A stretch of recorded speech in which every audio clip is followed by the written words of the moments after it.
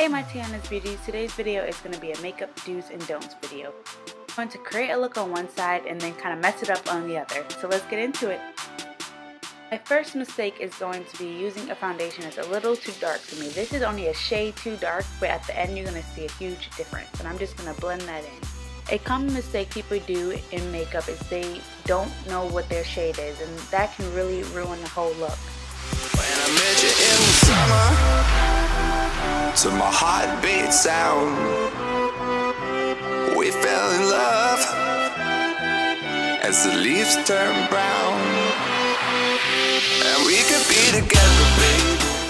Another common mistake I see is people using a powder foundation as a setting powder, and I'm using a dense brush which is going to give me a lot of coverage. This makes your pores look super huge and ugh.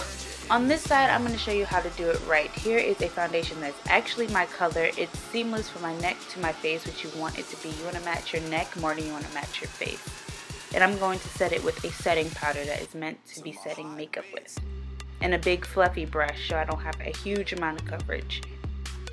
Now we're going to highlight. I'm using a highlight that's a little too light. It's not too dramatic. And then on the other side, I'm going to use a highlight that is my perfect shade. And on the wrong side, I'm going to not blend it out properly, and you're going to see the difference that it can make. As you can see, one half of my face is blended seamlessly. You can't tell where it begins and ends, and the other is not. And now I'm going to use a setting powder that's a little too light. And here I'm showing the transition from my neck to my face and how dramatic the difference is. Now on to brows. As the leaves turn brown. Now for the side, I'm purposely messing it up. I'm going to take a concealer that is too light and I'm going to conceal too many hairs. And I'm going to make a huge arch, where as you see a lot of people do, they try to create their own arch and make it super huge. And I'm going to show you how it looks to everyone else.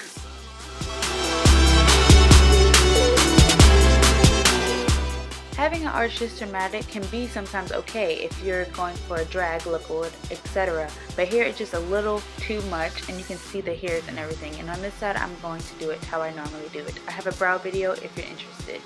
And you can see how seamless it is on that side. You can't see the hairs that I concealed. It's completely seamless. And on the other side, you can see the hairs and etc. It just really accentuates the flaws. Now for eyeshadows, I'm going to tape up this side that I'm doing everything right on, and I'm going to get a straight edge from my makeup. And I'm going to do a very simple look, and I'm going to prime this eye and use a transitional color for blending later. Now I'm going to start off with the blue base, and I'm going to put this all over the lid and making sure not to blend up above the crease. Now I'm going to deepen the look with the black, and I'm going to put it on the lid, and then I'm going to drag it up into the crease.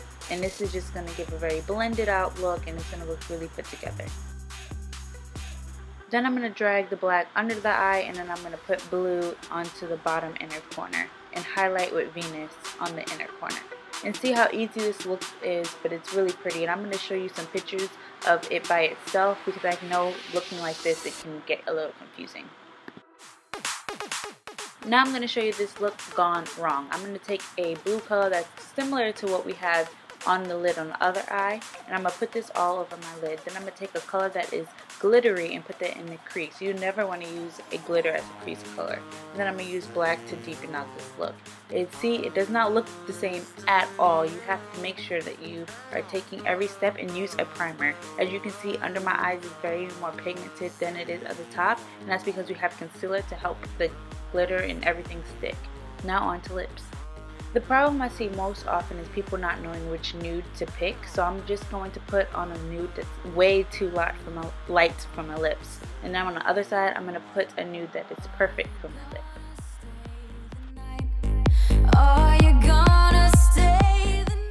Now onto cheeks. First, I'm going to highlight. I'm using this e.l.f. highlight, and on this side, I'm not going to blend it out perfectly. And you can see the difference just by like two more dabs could have did. And on this side, I'm going to blend it out seamlessly. As you can see, you can't see where it begins and ends, and on the other cheek you can. Now I'm going to take a blush that is too light and put it under this highlight. You never want to highlight under your highlighting point, because it just has the opposite effect. Now I'm taking this bright blush, and I'm going to start from the apples on my cheek and work my way back. You never want to do it that way, because you're going to deposit too much color in the front. Now I'm going to do it the right way. I probably wouldn't have used this color for this look, but it was the most pigmented blush I had. And now we're done. I'm going to show you how one side looks versus the other side. It's funny how few little changes can completely transform a look. But I hope you guys enjoyed, and don't forget to like, comment, and subscribe for some more videos. Bye!